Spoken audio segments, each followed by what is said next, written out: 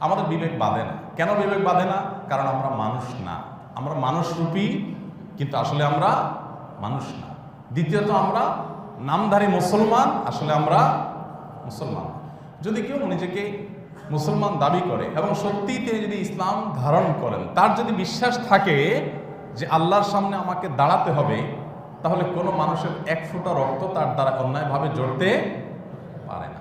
কারোর দ্বারা যদি এটা অবলীলায় হতে থাকে, এটা যদি তার কাছে কোনো ব্যাপার না হয়, তার বিত্ত বৈভব রক্ষা করবার জন্য, তার স্বার্থ হাসিল করবার জন্য, যেই কোনো উদ্দেশ্যে মানুষের রক্ত ঝরানটা যদি কারোর কাছে ডাল ভাত হয়, এটা যদি তার কাছে কোনো দোষের বিষয় না হয়, সে মানুষ না, সে মুসলমান না। আজ আমাদের সমাজের চতুর্দিকে যদি তাকান, এই সমস্যাটা আপনি দেখবেন গোটা সমাজকে আজ গ্রাস করে ফেলেছে। গোটা সমাজে আজ এই সমস্যা ছেয়ে গেছে। প্রতিটা মানুষ স্বার্থের জন্য নিজের আপন ভাইকে পর্যন্ত মানুষ শত্রু হিসাবে ট্রিট করে তার জীবনহানি করতে মানুষের বিবেক বাঁধে না। এরকম পরিস্থিতি হয়েছে কি হয়নি?